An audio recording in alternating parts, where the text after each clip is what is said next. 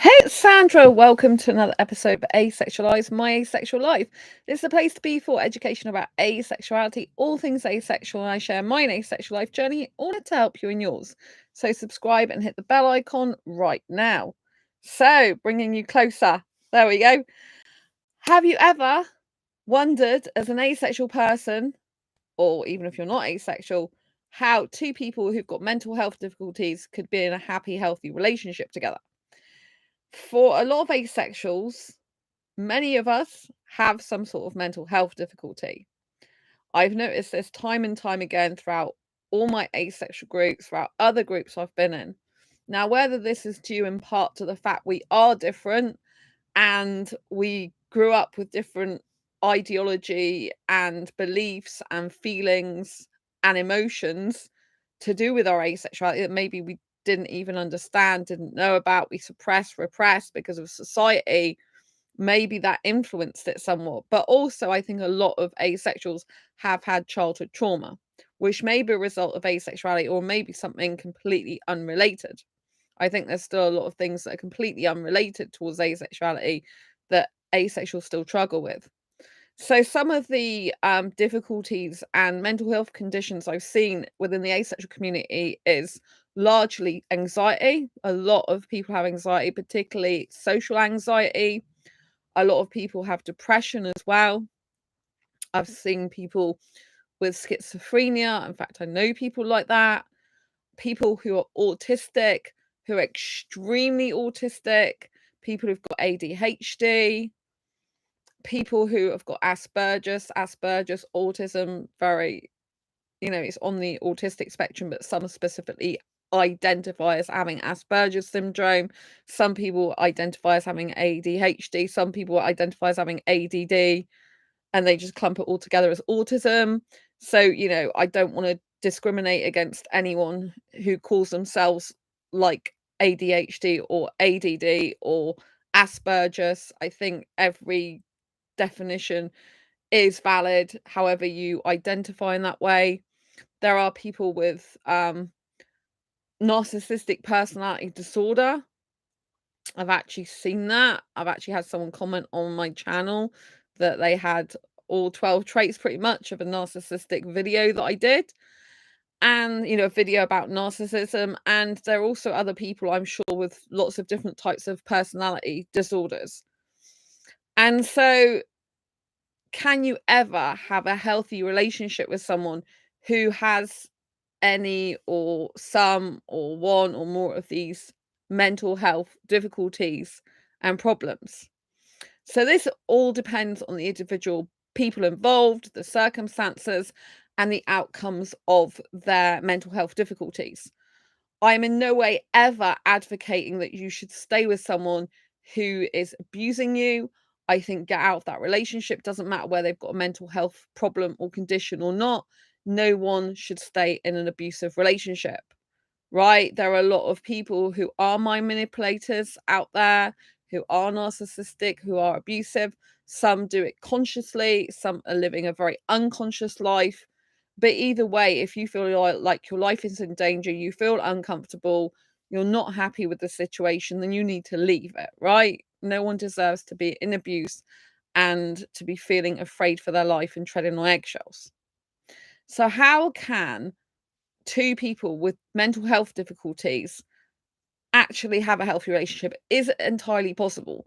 Now, I've done other videos, especially on my Asexualized dating channel, to say you cannot have a healthy relationship with someone who's unhealthy. But just because someone's got mental health difficulties doesn't mean to say they're a completely unhealthy person. So, first of all, the first step is for both people, say it's just two people, a monogamous relationship, and it's two people that want to be in a relationship together, or maybe who are in a relationship together. Say they want to be in a relationship together, say they're friends at the moment, right? So these people who are friends, right? Both people have mental health difficulties. And in this case, they have to be able to understand they both have mental health difficulties. So they have to take ownership and responsibility that they have mental health difficulties. They have to have an awareness of what those mental health difficulties are and how they affect themselves in everyday life. They also have to understand how their behavior might impact other people, which might be harder for them to understand at this point in time if you've only just met, if you haven't, if you're, you haven't been around many people socially. It might be hard for you to understand that. So this is where you have to become aware of how your behavior affects other people, even if you haven't consciously thought about it before. You have to understand if you've got mental health difficulties, you are going to react and behave in different ways and have different thinking to a certain extent than some other people, even though you might be normal in other ways, although normal is a fallacy, right? So have an awareness of your own mental health difficulties, admit them, and take responsibility and ownership of them, right? You do not want to be in a situation when you're putting all your mental health difficulties onto other people, right? It might be that you had childhood trauma, therefore your caregivers, parents, teachers, siblings might have had some responsibility in terms of they are the ones that are accountable for forming your mental health, as it were, in childhood, right? You were helpless as a child a lot of the time. You didn't have control over things like you would do as an adult. You have to live with caregivers or parents. You have to have a guardian with you usually. And you can't just pick and choose your family, friends, peers, and all that type of thing, and siblings, right? So you need to understand that those people who treated you badly need to be held accountable and responsible for their actions, even if it's only in your own mind. That you have to understand that the way they treat you is not a good way to behave. It's not the right way to treat you. And what they did was wrong. It was very wrong. And you were, in fact, a victim of abuse or neglect or other. And that has led you to have difficulties in adulthood. That's where most of the difficulties in adulthood stem from. However, you could have had damaging relationships before. You could have had certain situations happen that are very traumatic for you, that have made you have certain behaviors and thinking and reactions and mental health difficulties, right? So that, like I said, awareness of what your mental health problems are, the difficulties that you encounter in this is very important to understand these, because if you are not aware of your behavior and how it and your mind and how it affects you and then other people, you're not going to be able to work with this, right? You're going to have to work with your mental health difficulties and manage it in order to have a successful, healthy relationship. You can't have no knowledge of it, be completely oblivious to it, or completely avoidant of it and not face the reality of you have, what you've actually got. So I have anxiety. I don't pretend that I haven't. I don't make out that my mind is completely healed. It definitely isn't. I've got a lot of work still to do on myself, but I have an awareness of how my behavior used to be. I used to suffer depression for years. I have an awareness of how my anxious attachment style used to be. And I know I've made improvements in that area. And I know how it can affect me in friendships and relationships, and I know how it could come across to someone else as well. It's not difficult to admit these things sometimes. It can be very hard, right? And the person that you are with, presuming you've both got mental health difficulties, you both need to be acknowledging your own mental health, having awareness of your own mental health difficulties, and being able to share that with each other and how it affects you on your day-to-day life. So they are aware that their actions, you're aware, for example, that the other person's actions is no personal thing against you. It's just the way they react in certain situations because of the trauma or experiences they've had. Having said this, it's up to us as adults to take our mental health difficulties and to work with them, to take responsibility and ownership for them. If we've got mental health difficulties that lead us to have not good behaviors and we continue to just say there's nothing I can do about it, it's like the way I am, this is not good. You can't have a healthy relationship with someone who's inflexible to changing themselves for the better. It's not going to work, right? Both people have to be able to be flexible to a certain extent in willing to change for the better. Now, you don't want someone telling you what to do and to change just so they've got you under the thumb, just so they can control you and manipulate you. That's not what I'm talking about, right? You have to have a degree of wanting and willingness to make small changes, at least to yourself, incremental changes to make sure you're a better person for yourself and for others in a relationship. Or you need to make sure that you're at least compatible in your difficulties. This is so important. And you need to be able to have an open conversation and nothing be off the table, right? Because you're going to have to be completely transparent and honest about your feelings with each other and explore them together. And you're going to have to do it from a place where you both feel safe and not judged at all, as much as possible. It's going to take a lot of patience, right? But this doesn't mean to say you ignore bad behavior. If someone's doing something to you and you don't like it or they're behaving, you then do have to bring that to attention. You can't come from a place of non-judgmental to the point where you just don't evaluate anything, you don't reflect, and so you're letting them get away with their bad behavior, right? So you've got to be very careful of this. Like, judgment has got a bad rap. Yes, you want to be least judgmental as possible, but you do still need to make judgments to keep yourself safe. If you've got someone who's basically their mental health difficulties makes them go and pick up weapons, for example, and they come at you with a knife, right? You have to make the judgment that that is not a safe situation for you to be in, despite how much you love them, right? You need to get the hell out of that situation safely, right? Which might be fight, flight, or freeze, and it's not good for you to be in that situation. You don't want to be with someone whose mental health difficulties puts your own life at risk. However much you love them, care about, and feel sorry for them, you can't allow that to happen to yourself, right? Because there are plenty of other people out there in the world. It's much better to be single than be in a situation where you're afraid for your life. This is not what I'm talking about. You should never be with someone who makes you afraid for your life, right? People who've got mental health difficulties who are going to be in a healthy relationship, they realize they've got difficulties and problems. They're willing to talk about them openly and honestly, say how they affect each other, and therefore you can navigate situations together. So you very much want to be coming together as a team, as in, okay, I have these difficulties and problems.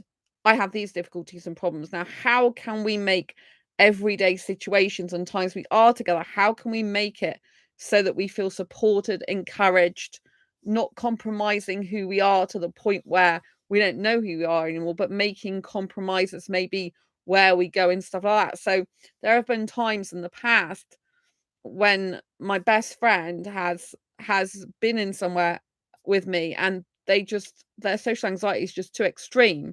So either they've had to leave early if I'm finishing my meal and they wait outside for me, or if it's okay, then I can leave and either they can come back to my home because I've known this friend for years, so I'm safe with them in my home, or we can go out somewhere together and walk around somewhere or find somewhere else quieter.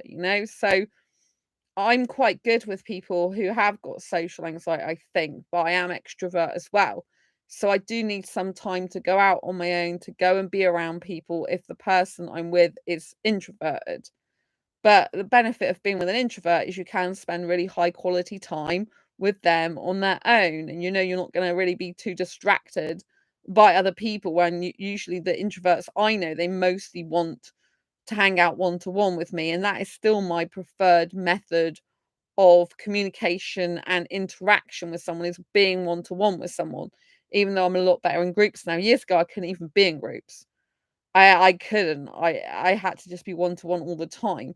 But I do like quality time. It's my top love language. And so therefore, if I've got someone who's introverted, they don't really like banging out in a crowd and around a ton of people, that is okay for me because I can spend quality time with them on their own, then I can go out on my own.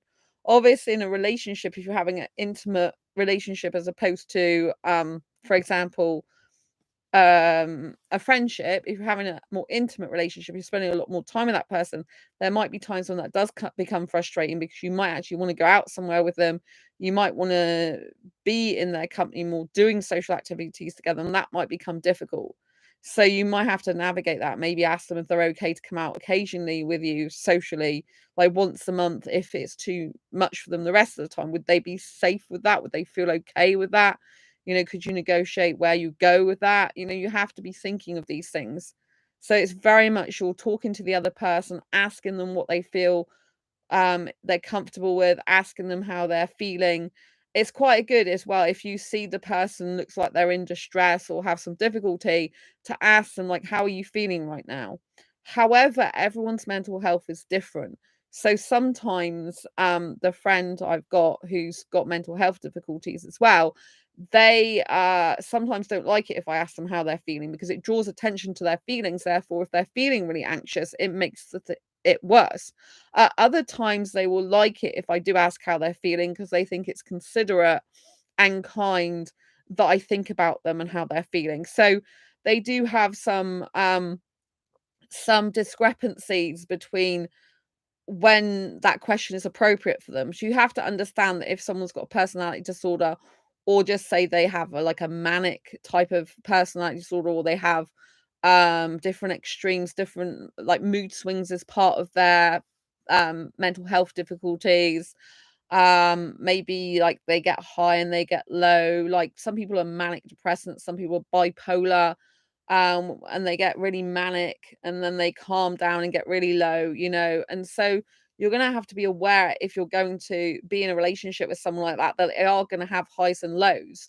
Now this is not very stable for you, so as a person, you want to come from a healthy point of view, you need to be stabilizing yourself as much as possible with someone's emotions that are up and down. But it might not be so much their emotions as their mood. It might not be so much their mood as their actions. So you'll have to see if it's going to work out, right? Me and my best friend beginning with A, who's amazing. We both have mental health difficulties, and mine is predominantly anxiety, and I do obviously have fibromyalgia, which is a chronic pain condition, which is a not a mental health condition, it's a physical condition. I also was diagnosed unofficially last year with CPTSD symptoms. So I do have some of that to deal with as well. And my best friend, they have anxiety, depression, and some other mental health difficulties, which means their moods can be very up and down. Over time, as we spent time getting to know each other, as we become more closer and closer friends and better and healthier friends for each other, more understanding, more compassionate, more encouraging, more supportive, and we've settled into a very secure style attachment between each other, which has been really healthy and healing for us both. My best friend, they have their moods are more stable, partly due to the fact that they're doing a lot more to help themselves. They manage it better. They have a lot more awareness about it. And they do say that I've changed their life completely, from what it was before, and that I'm better than any therapist they've ever had before. I'm not an actual therapist, but I do know quite a lot about psychology, and I study a lot online to do with childhood trauma, different personality types, anxiety and stuff like this, in part to understand my own mental health difficulties, and in other parts to understand other people and the struggles that they go through. So that can be really difficult. I had an auntie, she was bipolar manic depressant, and she did commit suicide and kill herself in the end. And that was horrible. That happened years ago, right? But it's still difficult for me, if I think about that, it's still hard, knowing I've got a family member who did that. But I was the one crying the most at the funeral, more than any of her family members, because I'm a huge empath and I don't want that to happen to anyone. And she was a lovely person. She'd only ever hurt herself, no one else. And so you can get different types of personality disorders, different types of mental health problems where some people just hurt themselves and other people hurt other people. This can be physically, they hurt them, mentally, emotionally, so you've really got to be careful. You've got to try to understand, is this person's mental health difficulty something I can live with, something I can accommodate? Because maybe they have a lot of other good traits and it's okay if they've got mental health difficulties. A majority of people in the world have got some sort of mental health difficulty, So mental health is like physical health, not every one of us is complete in tip-top shape physical health, but it doesn't mean to say that they're a bad person, or that, that they can't be lovable and they don't deserve a place in this world, because they do. And sometimes people with mental health difficulties, can be quite exciting to be with They can be, this is kind of like addictive as well, so you've got to be careful, but it can be quite exciting to be with someone with mental health difficulties, not from the point of view they got mental health difficulties, but it depends what their mental health difficulty is. Now, if they're up and down the whole time, it can cause two lots of different emotions. One is like, I really can't deal with this. My life is just feels like it's up and down the whole time on a roller coaster. It puts me on eggshells. It puts me on like eggshells, and I just never feel stable with this person. I feel out of control, and it's just really harmful for me. But the other side of that, I don't know if you call it the more darker side or the more exciting side, the more charming side, the more attractive side, can be that life is never dull with one of these people. There's always something going on, but it depends whether it's a healthier or healthy enough situation with something going on, or whether it's just too much drama, too much darkness, too much pain, too much sadness for you to be happy with them. So people with mental health difficulties are often neurodivergent. They're different, and so that can be interesting. Like if you're in a serious committed relationship where there's no contrast, if you like, say you're in a really healthy relationship, two completely healthy individuals, that is really good. But you might also find that it might be a bit boring. Like some people tend to go for people that are more exciting and interesting. And that's why there's quite a lot of people who are not securely attached, who do have mental health difficulties or strange personalities, shall we say, that do attract other people because they like the excitement, they like the difference, they like the feeling of not having normality. Maybe if they've had a childhood that wasn't normal and it was always up and down all the time, that they can relate to that and they feel comfortable around that because it's a pattern of behavior that they've gotten used to. And if something's just going straight all the time and plain, they might find it boring. They might feel like, oh, this doesn't actually feel right to me because I'm not used to this, even though it might be much healthier for them to be in that way. And, it's interesting. It's very interesting. I was watching, well, for the last couple of days, I've been learning about borderline personality disorder more because I think it's important for me to know that. And I think there's people I know who's got that condition. And so I want to understand it more a bit deeper level. Obviously, my auntie had manic depressant. She's bipolar. I have manic depression as well. So it's really important for me to understand like the pros and cons of someone, if you like, all the negatives and positives of someone who who's got BPD, like borderline personality disorder.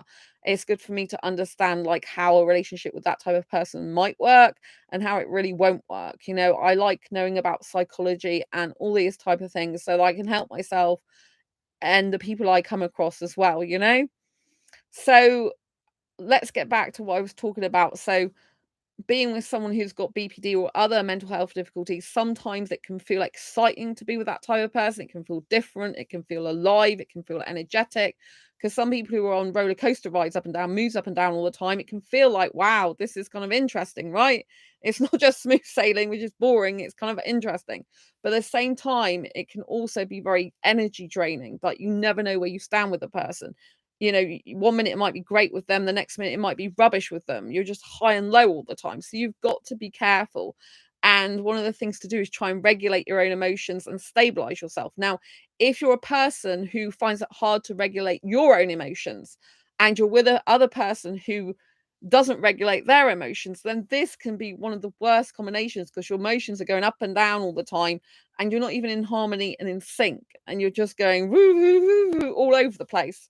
Imagine a skipping rope like in both hands and you're going up, down like this. It can be very disheartening and very difficult. So you've got to understand that there are like enticements, if you like, excitements.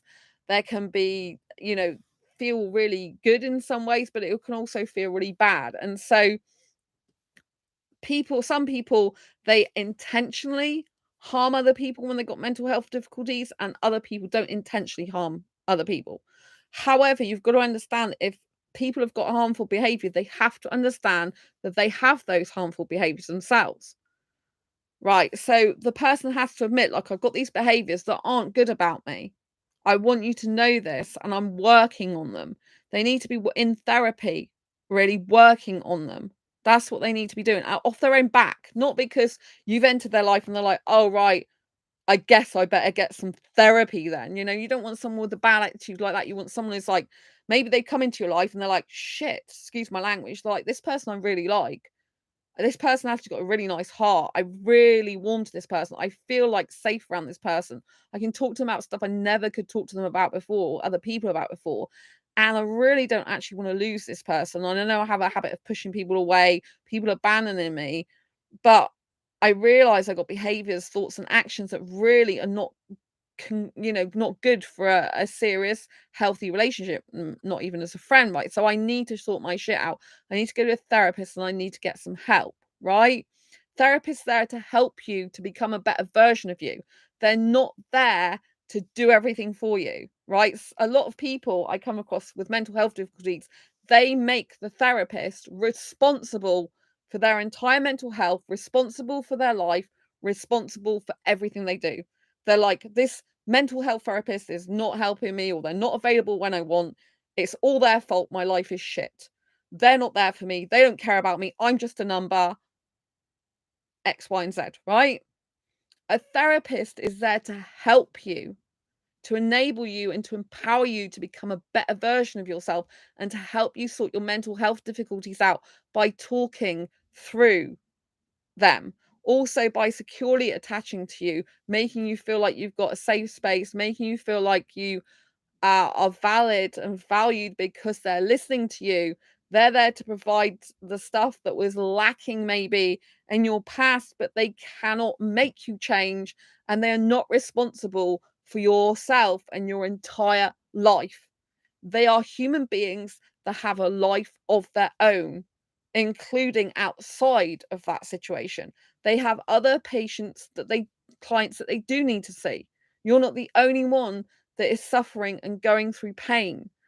And whilst I know when you're in pain, you're the only person that you can think of, usually is yourself, right? When you're in such a deep spiral of depression or anxiety, you can't really focus much on someone else. You have to focus on surviving yourself in that moment. And it becomes like, I need a therapist. I need to speak to someone now. I need someone to help me now. And it's massive panic, right? I understand that.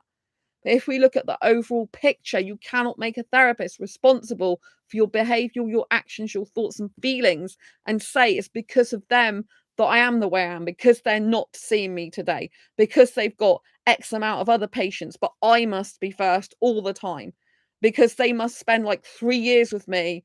Otherwise, I'm not going to change and I'm going to permanently need them. Like, the whole point of therapy is you should come eventually to a situation where even if it's years later, you can actually be okay on your own.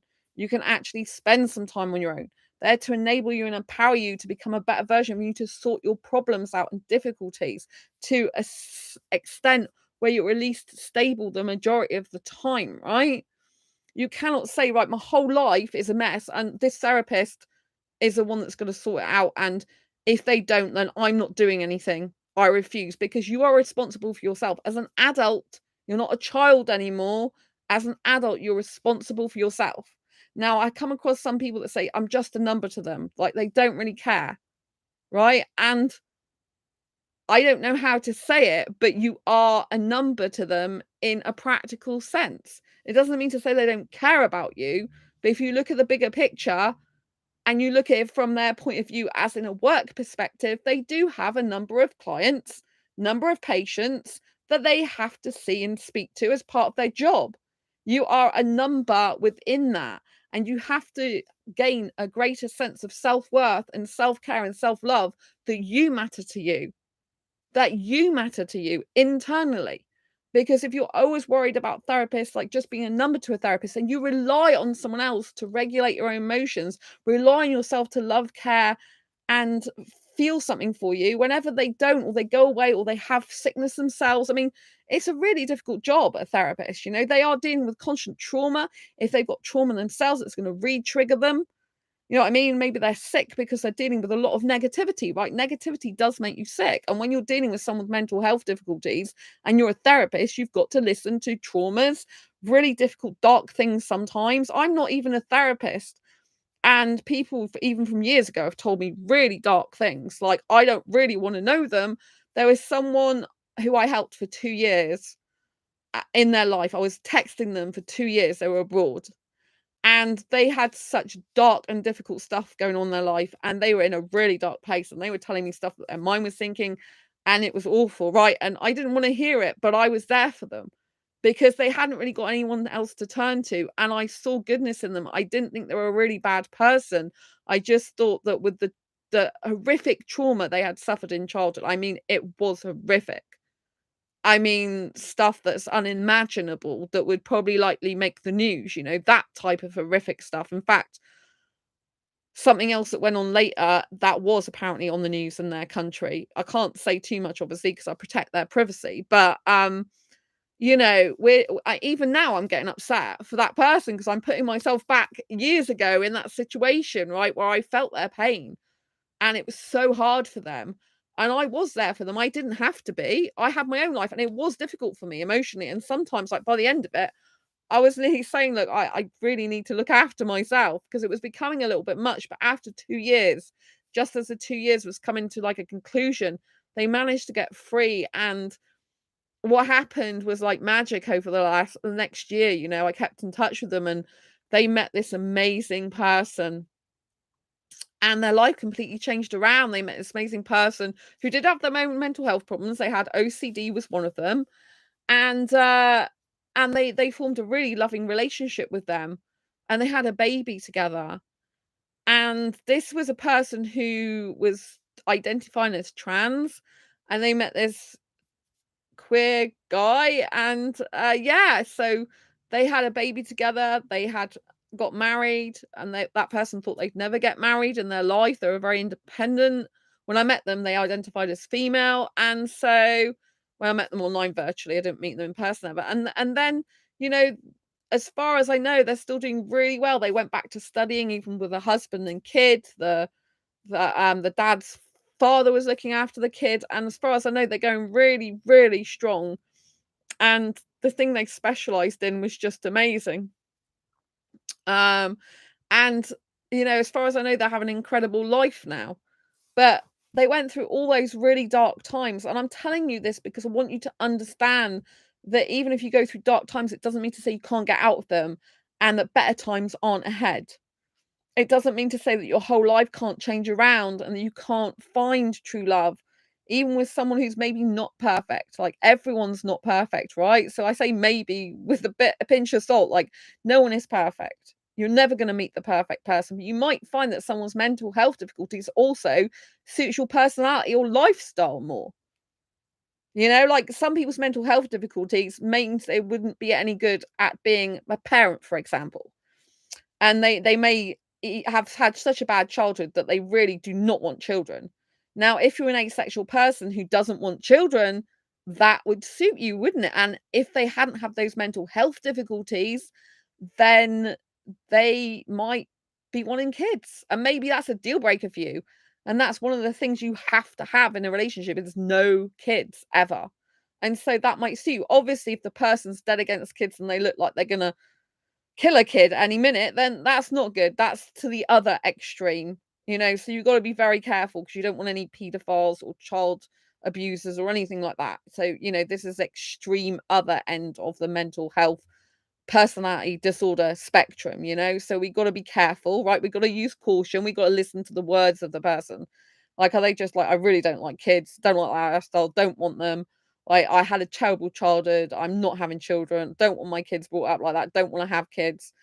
I know I wouldn't be a good parent because I have mental health difficulties. Like, yeah, you might still go around, oh, but you'd be okay. But if they choose not to have kids because they got mental health difficulties, and they know that they can't really look after themselves that well, and it'd be harder to look after someone else, like especially a kid who's not an adult.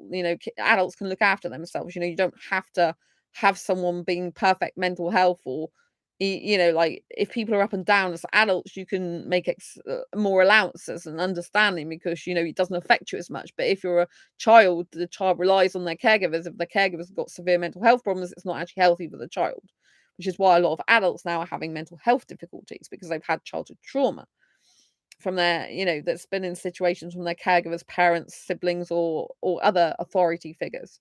And some people with mental health difficulties, they have to have an authority figure to be able to validate them. That's something in their psyche because they're used to that in like childhood where, if authority figure tells you to do something, you've got to do it. But this is how you can be open to abuse, because you've got to remember that authority figures aren't God. They aren't perfect. They have problems and issues of their own. So you've got to weigh up the pros and cons of what they're telling you and use your own judgment. And as children, if we've had childhood trauma, often we're led to believe our judgment is wrong. We shouldn't trust our judgment and this type of stuff.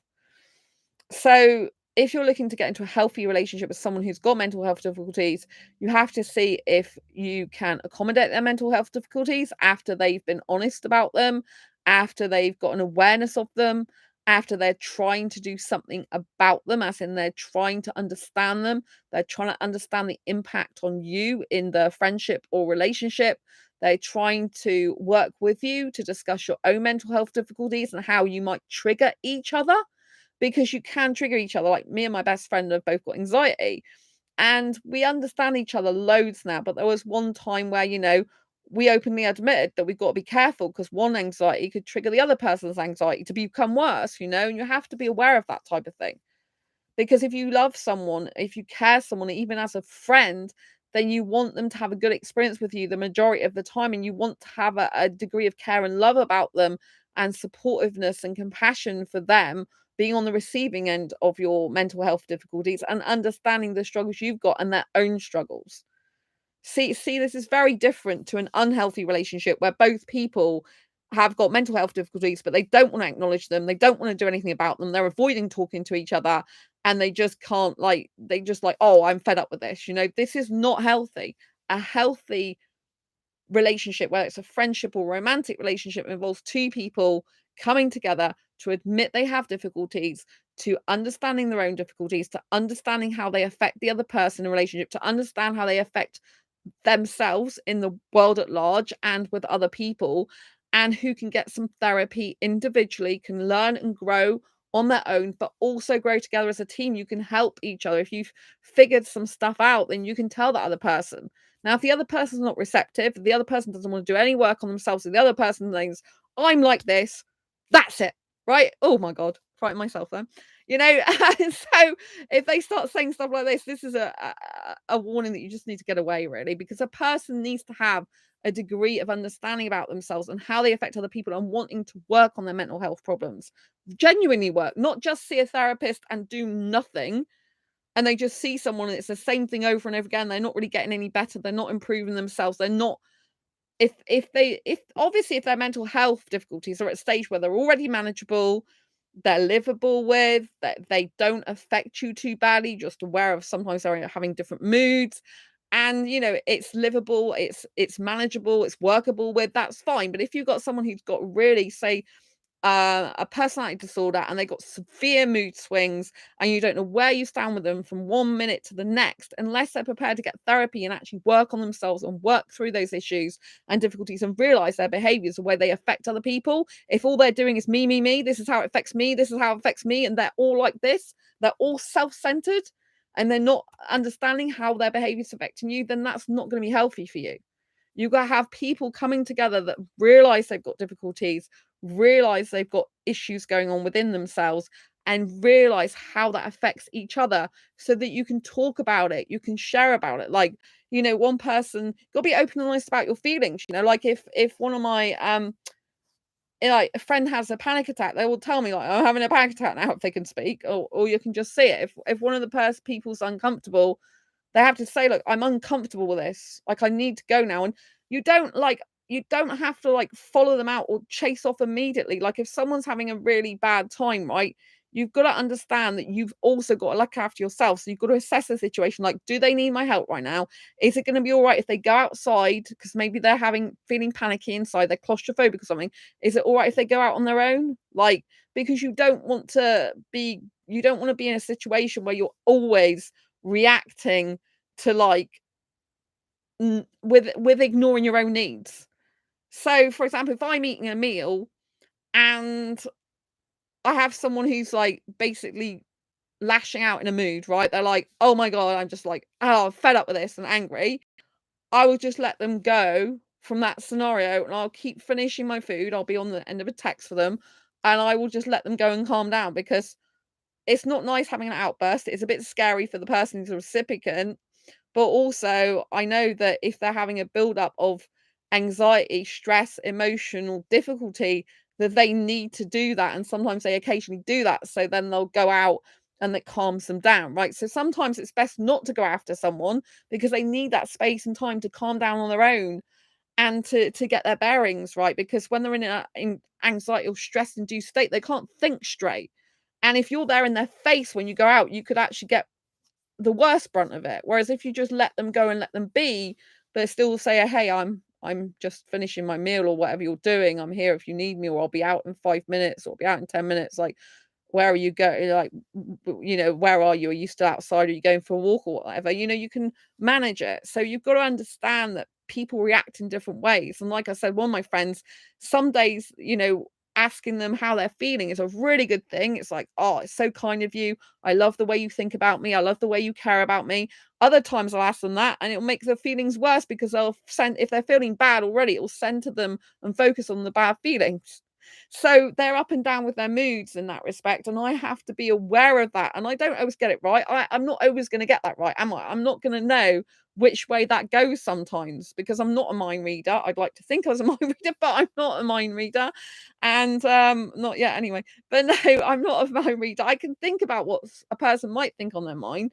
I might be able to sense it. I might be able to know when something's up with them. But at the end of the day, the only person that really truly knows is themselves, right? So we got to be very aware that we don't go, I know what you want, I know what you need, because that is coming from not a good place, right? It's coming from a very dominant place, a very telling the person what they are place, a very controlling place, right? So even if we see that they're not good in certain situations and they're better in others, we need to just monitor their patterns of behavior and see if we can work out for ourselves which way we think they're going to go. And so if they are consistent with their mental health difficulties, you should be able to see patterns of behavior and how they react in certain situations. So you kind of know what to expect before it happens, but know that it might happen, it might not. If someone is up and down in their mood, then one situation might be fine for them one day and the next day it's not. That can make it like difficult. Like the person might be fine in a social situation one day, and then like a week later, they might be like, I'm not going out. I'm not doing that because I don't like that. And so it kind of is contradictory sometimes, but also it is like, okay, you were fine about it 5 days ago or last week, but now you're not. Like, what went on? But you have to understand that people, if they've got personality disorders or mood swings or any of the above mixed together, then sometimes they'll be okay in certain situations and other times they won't. This can make it a bit disconcerting. It can be difficult.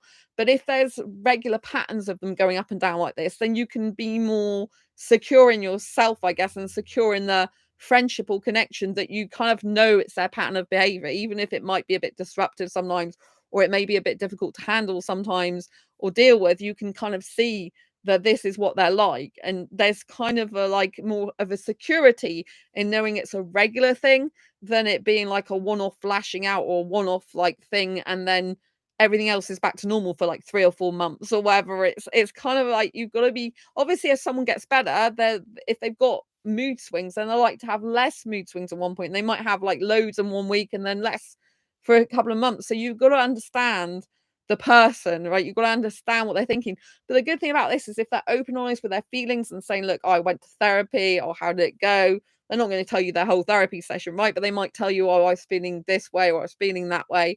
Or, you can ask them, like, how are things going in your life? Like, and me and my best friend, we're always talking, usually messaging each other daily. I know if they go quiet on me, that something's usually up with them. I mean, they do long, extensive walks. So I know that there's going to be periods of time throughout the day that I'm not going to hear from them for hours because they have their phone switched off when they do that.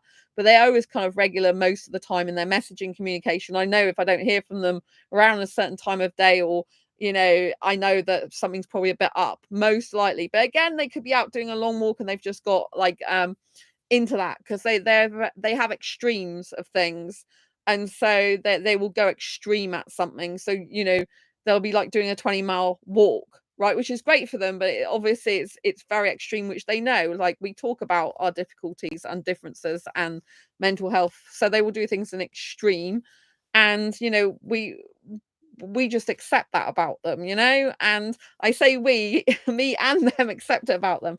So you have to understand that A person wants to feel safe, they want to feel acknowledged, they want to feel understood, they want to feel careful, loved, cherished, and adored for who they are.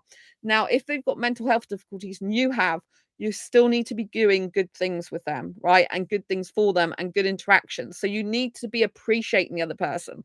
Like me and my bestest friend, what works so well, other than there's nothing we can't talk about. We can talk about all our thoughts and feelings, even the bad ones, like even the stuff that's not so good between each other, right? Most of the time it's good. But you know, we share things and nothing's off the table, is that we're very complementary with each other. Very complimentary. A lot of gratitude, a lot of appreciation. This has really helped us to both be healing, because during the past, we haven't felt worthy, we haven't felt respected, we haven't felt cared for, loved, cherished, and adored in many ways. I'm not saying we've never felt like that, but there's been a lot of times when that hasn't happened. And also, there's been like situations where we were never appreciated. It doesn't matter what we did, we were never good enough.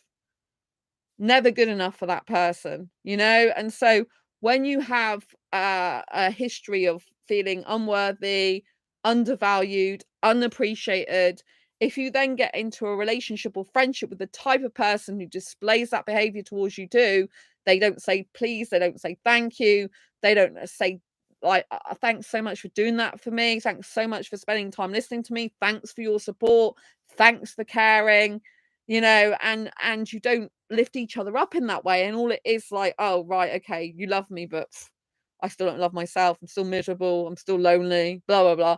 If you don't pay attention to that thing you've always wanted in your life, and you don't appreciate what you've got, that person will abandon you again. So I've noticed on my studies recently, particularly, and I've started a diary book. In case you didn't know, I put down like, are you interested in reading that? And I'm gonna put some of this stuff I've been learning. It's like what people do is like if they're in a relationship and there's two people with mental health difficulties, childhood traumas and stuff, an unhealthy situation to be in would be where one person feels unloved, uncared for, right? They both feel unloved, uncared for, and unworthy, really, but they behave differently. This person, for example, they are thinking they're unworthy, they're unlovable, and they keep that stance throughout the whole of the friendship or relationship, right? They're always like down on themselves, like, no one loves me, no one cares, no one wants me around. I hate myself. I hate my life, right? This is how they go, right? Then you got this other person, and this other person feels undervalued, unappreciated, unworthy, didn't have people really caring about them in life when they were a child, didn't have that love and attention, that good love and attention, healthy love and attention, didn't have anyone praising them. Everything they did was like just never enough. It was never good enough. They weren't saying, oh my God, you've done that amazing. Congratulations on this. Well done on that. You're incredible. You're amazing. They didn't have any of that positive self-talk, right? And positive talk from other people, right? So they're both feeling unworthy and unloved, but this person is constantly expressing it. And this person is with that person. And this person is plowing all this love into them. They're like, oh, I love you, babe. I really love you. You're amazing. You're incredible. Maybe putting them on a bit of a pedestal. You're amazing. And they're giving, right? They're a people pleaser in a way because they're trying to please this person, but to make them feel better. Their heart is in the right place. You know, they're trying to make this person feel better. They genuinely love that person. They genuinely care about them. And they want to, they give them the love that they were lacking because they realized in their childhood, they had a lack of this love. They had a lack of this caringness. They had a lack of this appreciation, this lack of compassion. They recognize that, right? And so they want to give that, what they lacked, to this person because they feel empathy for this person. They feel sorry for this person. They understand what it's like to be experiencing that. They don't want that person to hurt. They want to stop it hurting, right? So they're injecting all this love into them. This person, however, doesn't see this person. They see them, right? But they don't truly see that they're getting the love and care and attention that they never had as a child from this person. And they're too self-absorbed and they're like, no one loves me. I'm unworthy. I feel so lonely. And this person's like, but I'm here, babes. I'm plowing all this love into you. Like, what the hell's, you know, they're like, what the hell's going on? I'm giving you this love. And it's like, oh, no one loves me. And this person is being devalued in the process. Unintentionally, probably, but they're being devalued because the more they're plowing love into them, the more that person is still saying, I feel unworthy. I feel unloved. And this is basically saying, all right, so you don't value me. You devalue me because you don't value my worth You don't value my love and care for you.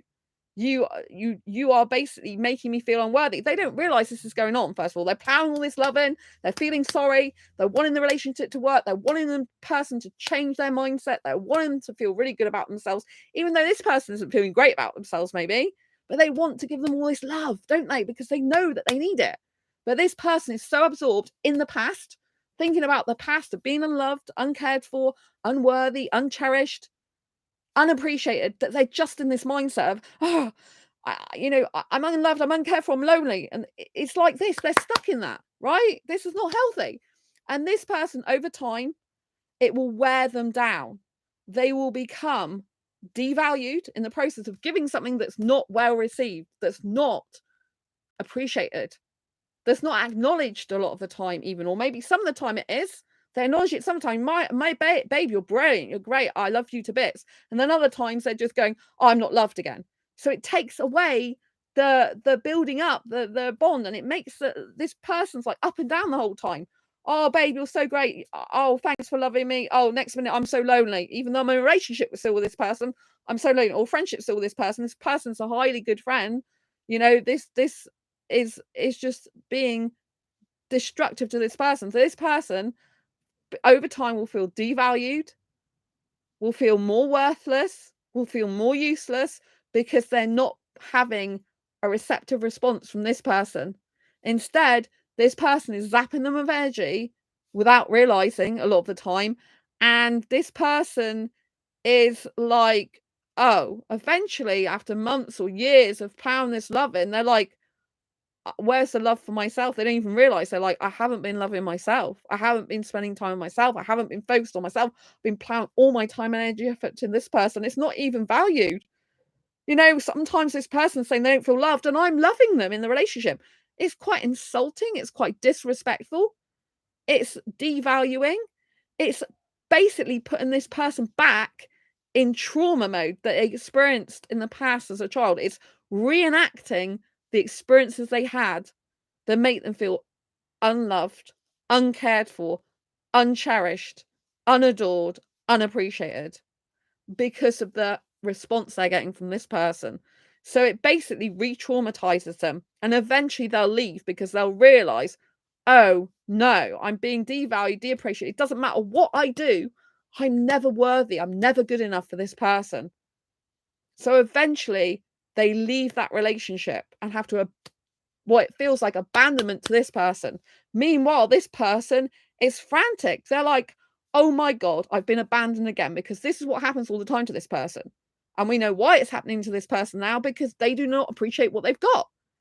And when they do not appreciate what they got, they do not receive love. They're not in receiving mode of love, receiving mode of care. What they've always wanted goes away from them because they don't appreciate when they got it. They're not ready for it. They don't understand it. They're so focused on what they didn't have, what they didn't get as a child, what happened to them, that they don't appreciate the present moment and what they've got in their hands, which is gold. They don't appreciate that they've got the love and care they never had as a child. They're still in mindset mode, past mindset mode. And so this person feels devalued, unappreciated, unloved, uncherished, unadored. They're fed up of plowing to this person and still not getting the response they need. And this person doesn't change to think, oh, wow, I've got this person. This is amazing. My life is turning around now. Like, this person is my support. This person is my ally. This person loves and cares for me and gives me the time and attention and energy that I never got as a child. And in other traumatic situations, this person is really good for me, but they don't take this on board. So they still stay in their past traumas, and they allow this to continue, this cycle, instead of breaking it, instead of thinking, oh, F me, look, I've got this amazing person, right? They might think, oh, why do they want to be with me? But then a good, healthy person would think, like, how can I change this around so they do want to be with me? So they stay with me in a healthy way, right? So this person has to leave in the end because they become a former version of themselves. They become so depleted in energy, try to put all this love and care and attention into this person who's not appreciating it, not valuing it, still not changing their mental health. They're not doing anything. They're just staying stuck all the time, that they feel so devalued and unappreciated in the end. They will leave because they'll just come to their senses in a way. They'll just be so down on themselves eventually that people will notice it around them. And there's only so much that they can do. That might be years. They might be in this stuck state for years, but they will realize, oh my God, my mindset changing to one of depression because this is all I'm getting negativity from this person, or it's just a roller coaster all the time.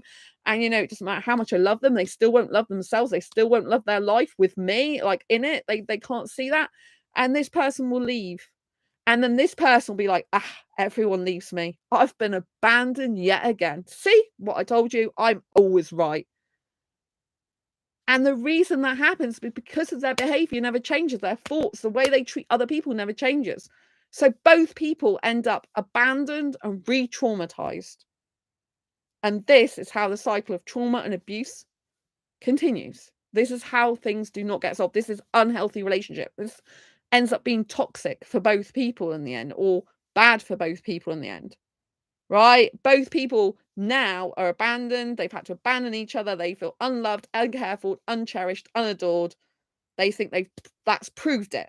Ha ha ha, I've proved it again. They're so ego driven to have proved that they're right of the abandonment. They've made that happen by exhibiting the behaviors of the people that they hated the most when they were young. This person here has not loved, truly loved, appreciated, and valued this person. This person has not supported this person. Sometimes they have, but it's been up and down the whole time. This person hasn't valued the love and care and attention that this person gave them. They've took it for granted. They just carried on their normal behavior ways. And they have literally mimicked to this person the behaviors that this person had as a child. This person, didn't matter how much they tried to get their parents or their caregivers or their teachers or whatever it was that hurt them to love them, to pay attention to them, to give them love back and care back, to be appreciated, to be valued and be worth something. They just couldn't do that as a child because they couldn't change that person's behavior. They couldn't change their mentality. And this person's done exactly the same thing to them. So they have basically reenacted the traumatic situation that they had that left them in this state, this mental health difficulty state. They've reenacted it with them. And they have become, in some ways, like the people they despised that hurt them in childhood, right? This is not good. This, I've noticed, is true. I had this major revelation that this is how people re-traumatizing themselves in relationships and redoing the abandonment stuff, right? So the only way you change this is by becoming self-aware of your own mental health difficulties and the problems it creates for you in everyday life and in your relationships. This is friendship, romantic relationships with other people. And you have to work on these issues to put them right. You have to work on noticing when someone comes into your life that does love you, that does care about you, that does value your worth. Now, one of my friends, I'm not going to say who it is, they felt unworthy. We had conversations for long periods of time about how unworthy and how unlovable they were. And I was saying that I have a love and care about them, that they are worthy. And they didn't want to hear it. They wanted to avoid it. They didn't want to know about it. They wanted to dismiss it. They thought they were unlovable, unworthy. And this went on for months, probably went on for more like a year or more, it went on for a very long time. And I said to this person, you can't stop me from loving you. You can't stop me from caring about you. Even if you don't want me to. You can't stop me doing that, right? And eventually they came to understand that they can't control me. They can't stop me loving or caring about them, even if they don't want to reciprocate that or can't reciprocate it. Right? And I kept saying to them, well, you are lovable. You are worthy, and I kept reiterating that to them.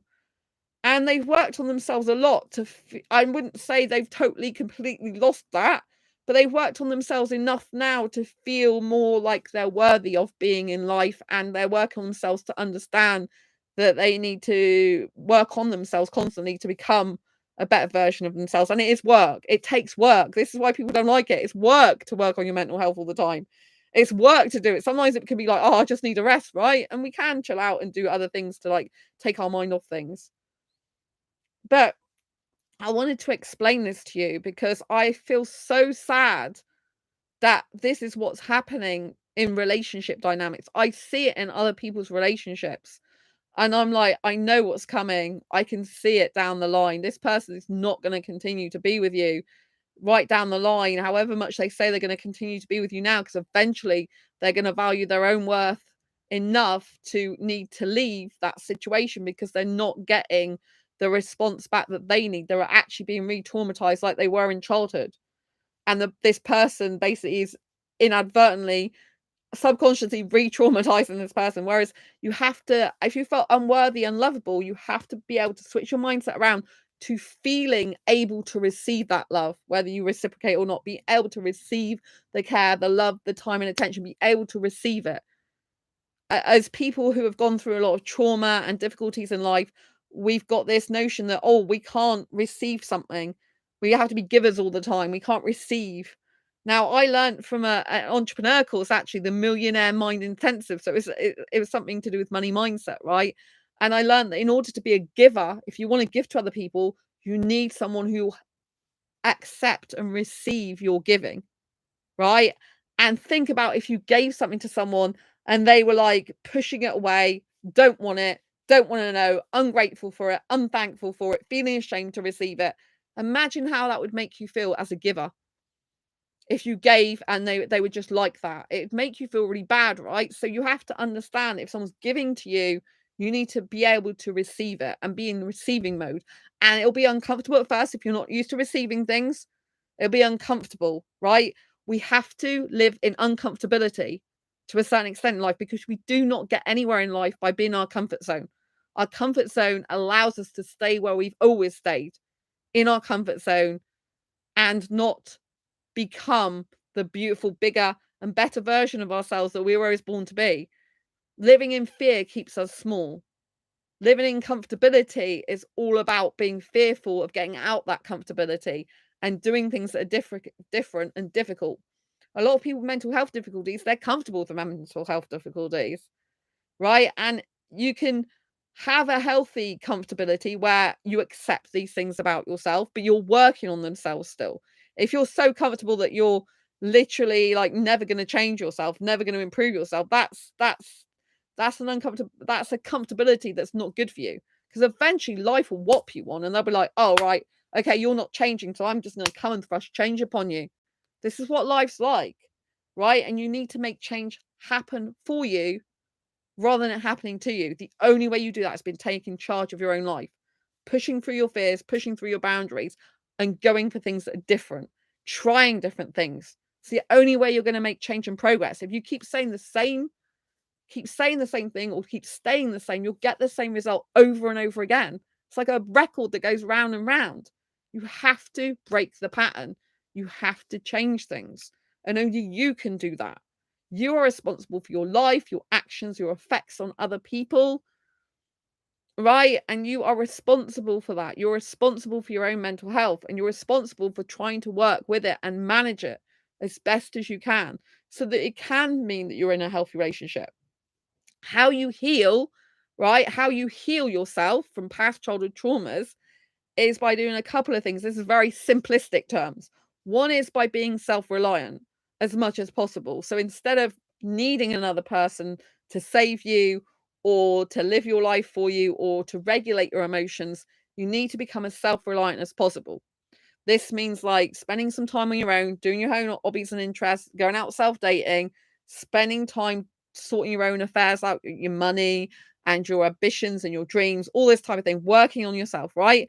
But you also need another component, which is attaching securely and healthily to another person or people in a friendship or relationship. If you want a relationship, if you're just into friendships, attaching securely. Even if you've just got one friend you're securely attached to, it's going to be a lot better for you.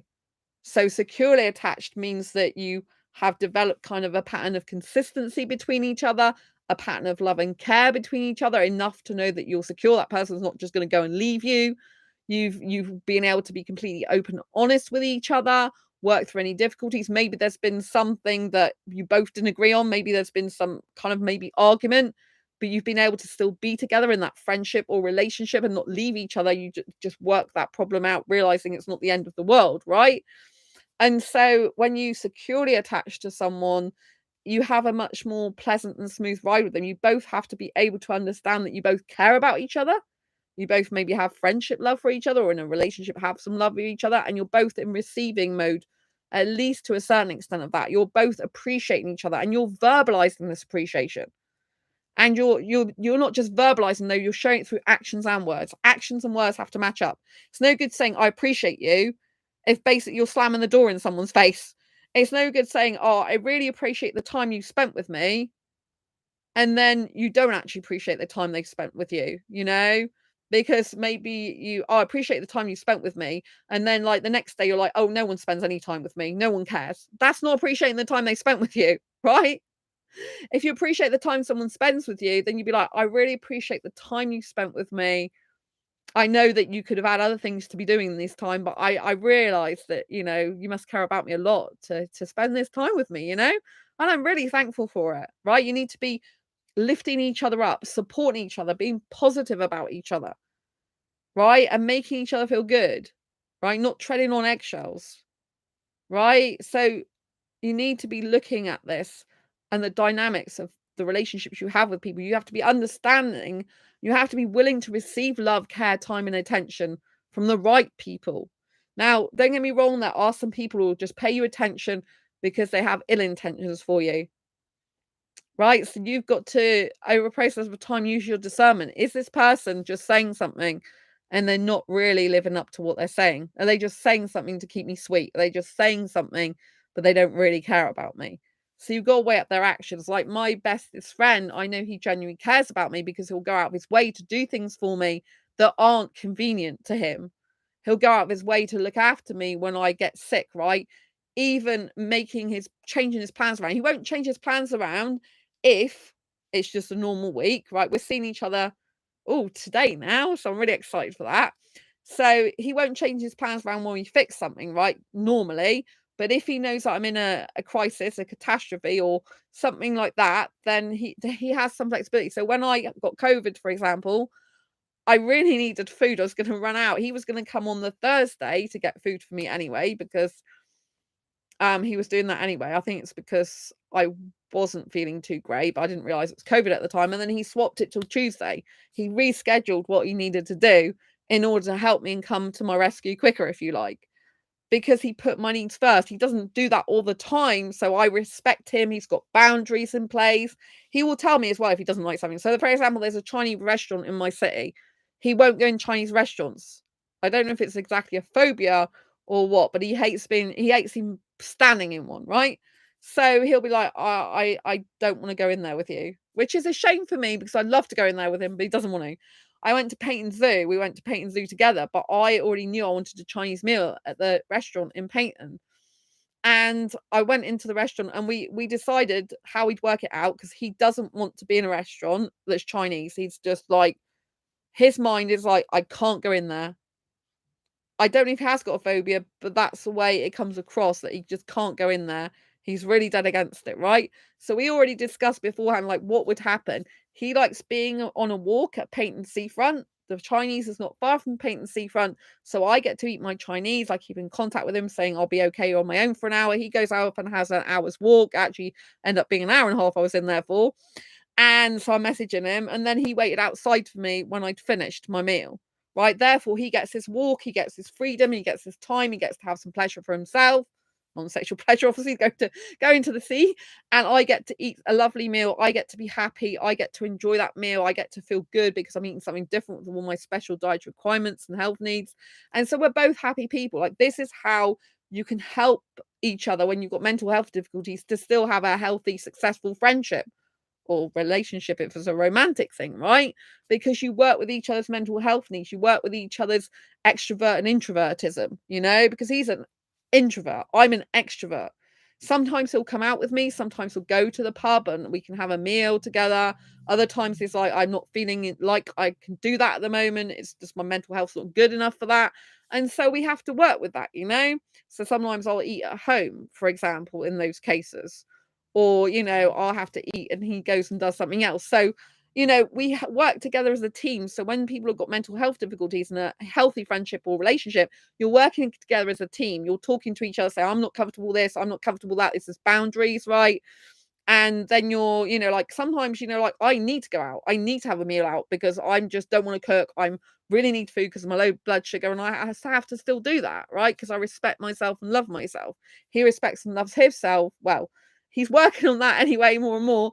And but he clearly does respect and love himself to a certain extent to be able to put himself first like that and put boundaries in place, which I really respect him for, you know. And he's like, you know, if that's not suitable for him, he'll tell me.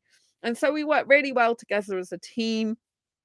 Doesn't mean to say there's no problems. Sometimes there's some difficulties. Do I ever get insecure? I get a little bit insecure at times, yes, because I have anxiety and I have relationship anxiety and anxiety in connections with people. And sometimes I get a little bit insecure because I'm more of an extrovert. I need a bit more contact probably than he would do. But I overcome that by just understanding that his behavior and actions means he loves and cares about me, and it's just a bit of insecurity on my part, you know? So I'm like, "Okay, I feel a bit insecure now. What can I do? Go and do some of your book work, Sandra. Go and do something that you enjoy. Go and do something that's taking your mind off this thing." And then it just usually passes, right? Because he's really good. He's really consistent, and that's how I know he cares about me. No, communication is consistent. Communication is always very supportive. It's very open. I usually have to ask him a bit more questions probably about himself. I'm more giving in terms of like explanation of what I've done in my day a lot of the time. But he's got better over the time with that because he knows that I want to know that information. Like was years ago, it was kind of like, why would anyone want to know what's happened in my day? Because obviously he had more difficulties back then. And I'm like, I want to know what's happened in your day. And I was a bit more like less messaging him a while ago because I was like, I don't want to message you when you're walking and interrupt you and feel like, you know, like a bit like a burden, like it's too much for you. And they're actually like, no, I'd really love to hear from you more. Just I do switch my phone off when I'm walking because I need to focus on my walk. But as soon as I get back, as soon as I have time, I switch it on, listen to your message. I love hearing from you, love to hear what you've done in your day. And so it's all great. And I'd love to hear more from you. So we're in each other's lives even more now in a much more healthy way where I don't feel like I'm burdening him. If I do tend to feel that I'm over, you know, I'm talking a little bit too much, I say to him, you know, like, am I speaking too much to you? Am I messaging a bit too much? Because I do want to know, right? I want to know the honest truth. And as far as I know, he's always said, no, you're not. You know, like, I love hearing from you. But sometimes I feel that I might be over giving, as in a bit too much information. And I'll be like, okay, Sandra, like go off and do some more stuff on your own before you message him again. Right? Because you need to be making sure that you feel comfortable with the amount of messaging you're doing, that it's not one side, it's both sides. And so if you are literally sending him like 3 messages to his 1 because you're just like spending more time at home, whereas he's out for 20 miles, which takes him hours, then you know you are automatically giving a bit more because you're a bit more like that type of person, not because there's any discrepancy there. And so I might just decide, oh, I message a bit too much, I think, at the moment. So I'm conscious of that. And so I just stop it a little bit. I hold back a bit. I go and do something else. And then the message situation usually sorts itself out to more equal again. You know, so I have to be very aware of my own mental health, how my mental health affects me, that I've got an anxious attachment style. You know, I won't let that anxious attachment style jeopardize my friendship with him, though. If I'm feeling a little bit insecure, I'll just realize that that is my issue to deal with. Sometimes I might, you know, like I don't really say too much about it because the majority of the time I know it's me, it's on me. It's nothing that he's done. It's just the way I'm a bit insecure maybe at that moment. Maybe I've got a lot of emotional pain at that time. Maybe I've got more emotional distress and I'm feeling a little bit more on my own or alone. And so I in my mind, I'm kind of like, "Oh, I need a bit more communication." But, like, the other day I needed, like, more support, and I was just like, "Oh, is there any chance we can speak on the phone?" And he was talking to me for hours, and I thought he might have, like, problems fitting that in his schedule, but he's like, "No, I'm here for you. I know you're going through a difficult time. I'm here for you." And I'm like, you know, partway through the conversation, I'm like, "Do you need to go?" He's like, "No, I can stay on a bit longer," and stuff like this. So it's very reassuring, you know, very good. I think it's a very healthy balance where you know, he's like, "This is my schedule, this is what I'm doing," and on a normal month, we probably only see each other every other week, right? But we're in communication usually daily, and I just find it really good. Obviously, if I was in an actual romantic relationship, I would want to see the person more than because this is my best friend. In a romantic relationship, I would ideally want to see the person more than twice a month, more than once every other week. I'd ideally probably want to see them at least once a week, ideally. And but I love the fact we message and stuff. And also, if I was in a romantic relationship and not living with a person, I probably want some video calling, some audio calling with them. And like I said, we did do a audio call, me and my bestie, but my bestie doesn't like video calling. Now, as my bestie, I accept that about them. They have tried it in the past, but it just didn't go well for them. But they will make time to come and see me anyway. And they travel miles to see me. I mean, at their own expense as well. They travel as 1.5, 2 miles each way to come and see me. So they are amazing. I know they really care about me, you know. But in a romantic relationship, I really need someone who'll do video calls when I'm not there, because I would need probably more time, attention, visibly, like, and hearing them more, because romance is a bit more intense for me, and it's more like I want to spend more time with that person in person, if you know what I mean, because I do like cuddling and kissing, and I like close physical contact. Whereas obviously me and a best friend, we're not like, we hug each other, say hello, goodbye, but we're not kissing or cuddling or doing any of that stuff. So I don't have that physical element that I need from them, or vice versa. And so, you know, I think it's a little bit harder in a romantic relationship, because I would, like I said, I would like to spend more time with a person than that. But they're my best friend. They're not in a romantic relationship with me, right? And I've got to have space in my life for a potential romantic relationship to come in it. So I still have healthy communication and contact daily with my best friend, but I also got a romantic best friend, you know, and space for that romantic best friend. You know, so by having the healthy friendship we've got together, you know, that's very healthy and growing and nourishing and healing for us both, there's also like is some gap still for me to be able to have a potential healthy romantic relationship. I think the only way I can have a healthy romantic relationship though is if I've known someone over a long period of time, to be honest with you, because like, if you don't give yourself a chance to get to know someone, then it can just be like you can't really totally trust them, and there's a lot more insecurity there. Me and my best friend have taken ages to build the friendship up to the level it is now. I mean, years. I've known them before 2018. I don't even know. Like, I met them on asexuality.com, so they thought they were asexual originally, and I've been on asexuality.com since 2014. And I think that we spoke for a while on there, and then they stopped talking to me for a bit, because they've explained that they went off for 8 months because they had stuff to deal with, which I know what that was. And they had to go. But basically we didn't talk for about 8 months, and then started talking again in 2018. So I can't remember if it was the beginning of 2017 that I started to know them, or if it was the end of 2016. But anyway, it's been a long time that I've known them. And it's taken a long time for us to get to the more healthier, comfortable stage we're at now, which is a lot more healthier than we used to be for both of us, you know.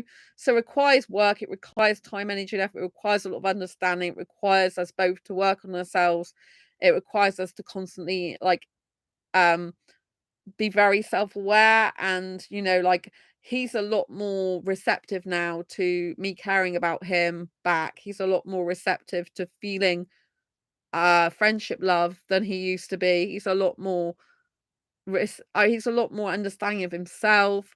He's a lot better in himself overall, even though he has some difficulties still. And he's understanding himself more and more, you know.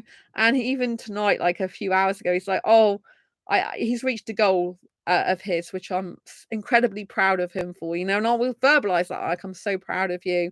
And it's like, "Oh, I couldn't have done it without your support and friendship," you know. And that just makes me feel so loved, cherished, and adored. And I know he means it. I know he means that. He's always saying I've changed his life, you know. And I have changed some other people's lives or helped some other people, but I never get that back, you know. It's kind of like no appreciation there. And then I get all this appreciation from him, and these words of praise and affirmation, if you like, which is one of my love languages. And I just feel so good. And, you know, he gives me a lot of support as well. And I will literally say, like, "What would I do without you? You know, you helped me so much." He's like, "I know." So years ago, he probably wouldn't have been so confident in saying that. And now he's like very receptive to that type of thing now. So he's grown a lot, and he had a lot of mental health difficulties when I met him. He's still got difficulties, right? But he's managing them a lot better. And you know, I'm so proud of him for the way he's really changed his life. I mean, every year he just gets better and better in his own mental health, at managing it, at becoming a better version of himself, at receiving, you know, praise and love and care. And I just think he's amazing, you know. Like, I'm trying not to put him on a pedestal in the sense that obviously he does have mental health difficulties, so I don't mind putting him on a pedestal a bit to say how proud I am of him for all the way he's come, you know? He's not perfect, but he's done amazingly well considering what his mental health was like when I met him and the difficulties he had was in himself and within the world around him, you know. He still has some of those difficulties. He's autistic as well, so that adds to the difficulties he faces. He's like severely autistic in quite some ways, got Asperger's, so but he's just amazing and incredible, and he's a lot more self-accepting now and accepting of and receptive of the care for him, and so I'm really pleased, you know. I think he's done a great job. Like he says, like, I've taught him, and he says and everything that, you know, it's an ongoing work. It's ongoing work to keep your mental health in check. Like, even for me, I have to be careful not to slip into depression. Like, obviously, you know that I had upset recently with the Indian guy in my city that I really cared for, and that has had an impact, an impression on me, which I didn't think would last this long, but, you know, being a hyper romantic and really caring about someone and being an empath, you know, it does have an effect on me. Like, it's much better for me to, like, have, you know, like, have a situation where I don't know how to describe it. It's probably for my own good that I'm not in contact with that person anymore from the point of view of they can't really see me, if you know what I mean. Like, the lack of appreciation, genuine appreciation, and the lack of care and, you know, the thing that wasn't good when they made me believe something that wasn't true. And so, yeah, but I am an empath. I do care about people genuinely. And so, you know, I don't like abandoning people, but sometimes you have to leave someone's life if they're really not appreciating you, they're not receptive to you in the way that you wish they'd be. Or sometimes you just have to leave for other reasons, you know, like things that are unreciprocated, and, you know, like, if it's just not healthy for you, like, it doesn't mean to say things can't change in the future, but sometimes people's mental health difficulties are just too difficult for them and they have to leave your life. Maybe that's indefinitely, maybe that's forever, you know. If someone's not prepared to say sorry, take responsibility for their actions, realize they make mistakes, then you can't really do anything with someone like that in a relationship. You know, you've got to have someone in a relationship or friendship that's going to take responsibility for their own actions if they cause you any hurt. You know, if they hurt your feelings, and they've got to take responsibility for themselves and their life, you know? And if someone's at the stage where they're not thinking that they've got to take responsibility for themselves and they're not saying sorry and learning from their mistakes and stop hurting themselves as well as other people by becoming a better person, by switching their mindset, by changing their patterns of behavior, by doing the work it takes, then, you know, you do have to leave that life. You know, some people cannot get better and improve if you stay with them, because if you stay with them, you're enabling their bad behavior to continue. You're basically saying, okay, it's fine for you to behave like that. I'm still gonna be with you anyway. You know, and you can look at that two ways. One is that person really needs someone there for them to love and care about them for who they are unconditionally. But if they don't make any improvements in their life and you're just enabling and facilitating their bad behavior, just allowing them to say, okay, you can treat me like that. I'm going to stay with you no matter what, which is dishonorable to yourself. It's disrespectful to yourself. You don't value your worth enough because you're saying this person's needs, wants, desires, and feelings is more important than my own.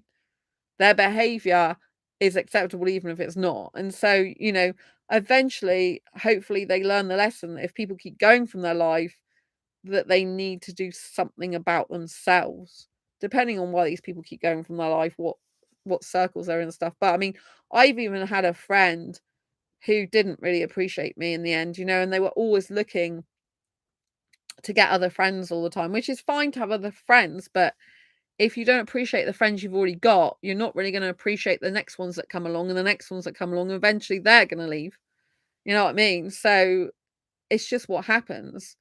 And the lesson is you've got to appreciate what's in front of you, if it's healthy, if it's good for you, if a person's being nice and kind to you and caring and loving, you've got to understand that if that was missing in your childhood, in your past, and now you've got it, you've got to be receptive to it.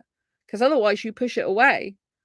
You make it impossible for the other person to actually fully love you if you don't receive that love, if you don't receive that care, if you don't appreciate it, if you don't accept it with a loving heart and like, oh my gosh, this person's giving care and love and attention to me. Wow.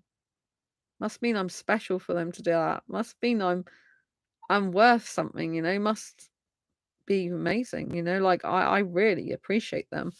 People don't verbalize enough how they feel, and then they die and they've not even said to the people they love and care about, hey, I really loved and cared about you.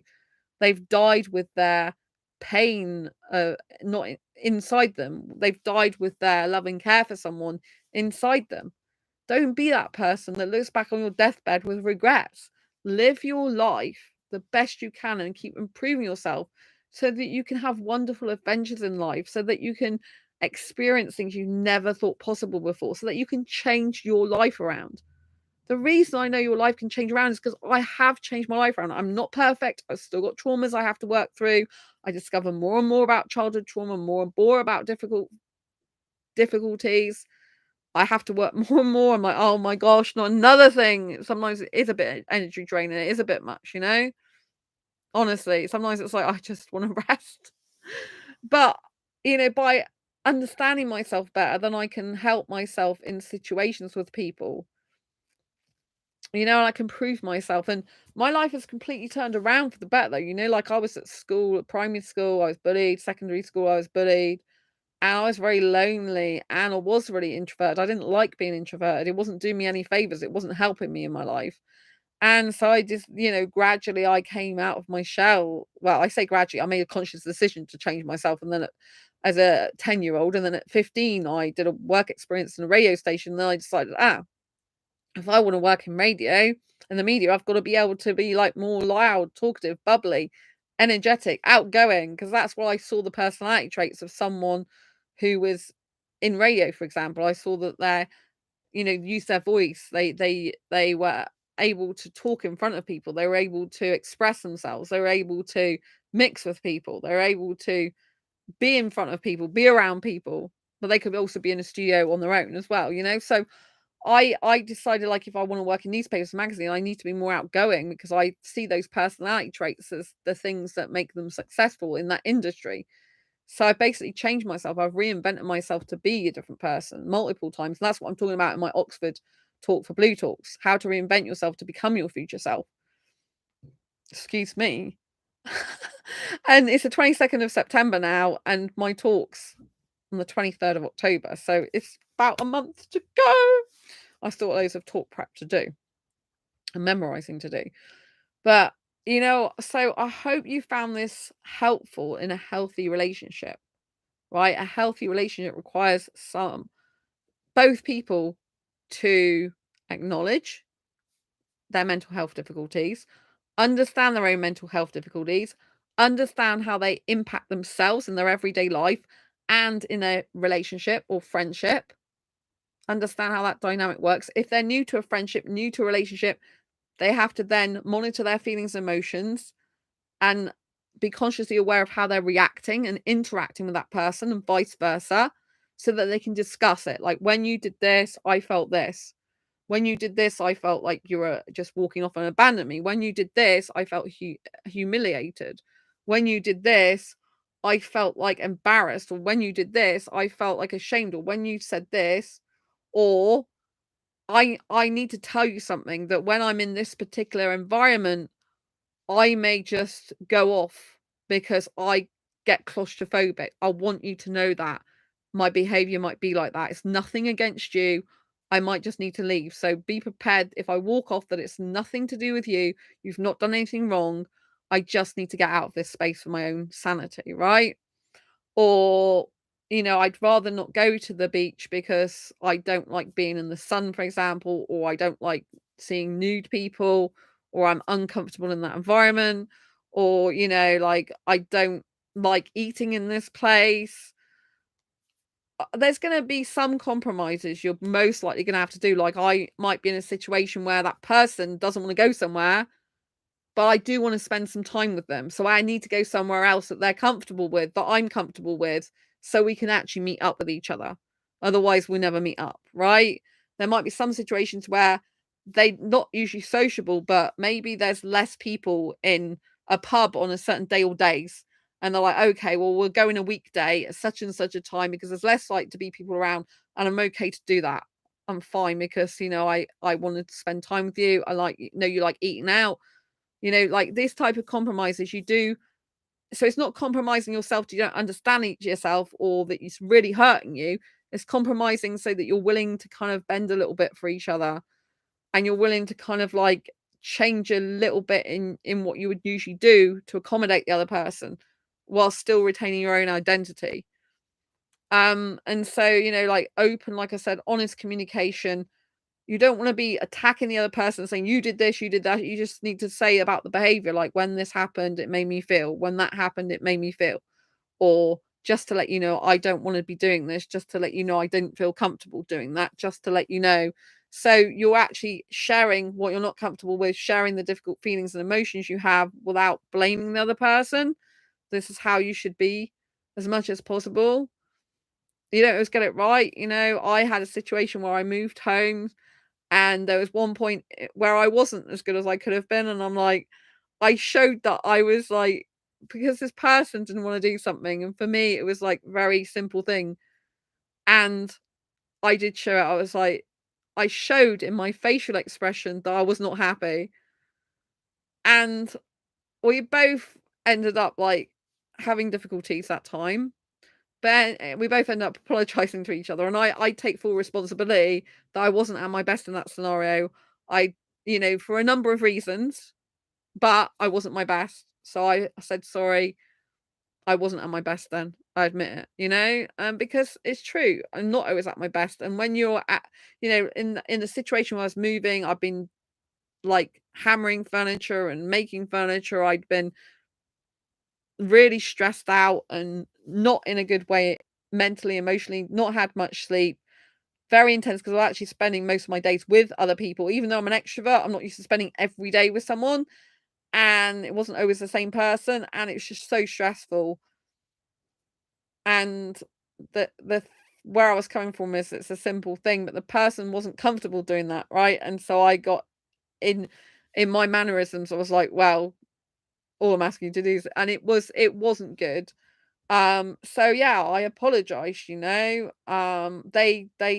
put a boundary in place, and which took me back a bit, but it was good. And we both discussed it and both apologized, and both got on, and that was it.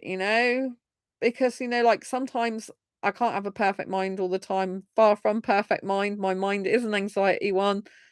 Sometimes I manage it really well, and other times under extreme pressure and conditions and stress, I don't manage it as well. It's more all over the place. It's more easily able to take over, if you like, and it is difficult. And as I have an anxious attachment style, even in a romantic relationship, that's really difficult. At the moment, I don't know how a romantic relationship would go with anyone at the moment. I 50% really want a romantic relationship, 50% happy on my own being single.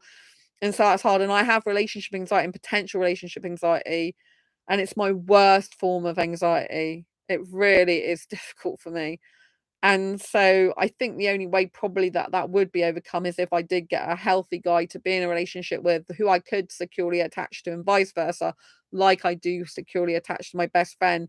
And then I think, I'd probably be a lot more stable in a romantic relationship, and I wouldn't have that anxiety, or very, very little of it occasionally. And I think it would work if it was the case. But I need a guy who is very stable, I think, who knows what he wants, because I do find it harder to regulate my own emotions when in a romantic relationship. I find it easier in a friendship, not all the time, like, it's not always easy, but when you're securely attached to someone, it's a lot easier, and in a romantic relationship, I find it harder, and I think that's partly to do with the hyper-romanticism as well, that, like, there's such intense emotions, and my mind gets very obsessed with thinking about that person. Like, it naturally slips into, like, "Oh, I'm thinking about a person day and night." it does that all the time, and I don't seem to be able to break that pattern where I'm not actually thinking about them at all. So that is a bit weird. I mean, the word obsessed isn't great, is it? I'm not obsessed with the person that I can't walk away from them if they treat me badly and I can't stick up for myself. It's just my mind, as soon as I'm in a romantic relationship or potential, my mind kind of like, sometimes it's potential, sometimes it's actuation. My mind actually goes to like, I'm with the person now, and it zaps into together mode. And it's almost like I can't separate that person from me, which is not healthy, obviously, mindset to have. So I can separate them in terms of I'm very independent. I like living my own place. I like separate lives in that way. So I have got a degree of healthiness in that way, but I've still got to work on the fact that when I'm actually with someone in a relationship, I'm thinking about them all the time. But it might just be that I just have to get used to thinking about them, but ease up a bit if I can on that, and try to be able to think about other things and try. But, even my best friend, I do think about multiple times, like, probably during the day, like, how are they doing and stuff like that. So I think it's quite natural for me to think about another person who I'm close to and care about. I think it's, like, probably, like, something I just naturally gravitate towards, because it's like I care about the well-being and welfare of that person. I want to make sure they're all right. This is someone I'm extremely close to. Like, I have other friends, and they cross my mind sometimes as well, because I care about them, but not as much. So I do have mind crosses, like thinking, "Oh, I wonder how that person's doing," because I just care about people, you know? But I guess, like, in a romantic relationship, because I have got the romantic feelings, and there's kind of more at stake, because you've got, in a romantic relationship, I feel you've got friendship at stake, connection at stake, relationship feelings and romantic feelings at stake. I feel those stakes are a lot higher, and I think I need to work on that mindset more, work on myself more in terms of, like, separation from them, even in a relationship, if you know what I mean, detachment from them more, whilst also allowing intimacy. I think that's something I need to work on. It's something I obviously working on in the sense that I'm recognizing that, if you know what I mean. But I just automatically happens for me as soon as I'm get close to a romantic relationship. It's like zap, it just like it's automatic, like they're on my mind all the time and they won't leave me alone. I really don't know totally how to get out of that scenario. It's almost like it's automatic, like like automatic behavior, automatic pattern, automatic thinking. And it's really hard. The only way I get out of it is if I'm not actually in a relationship with that person anymore, potential relationship, and I'm not in that scenario anymore. Then the less I think about them, the less intense my feelings for them, the less I'm interested, the less I am thinking about them, the less I am caring about them. And so that makes it very difficult for me to have a romantic relationship.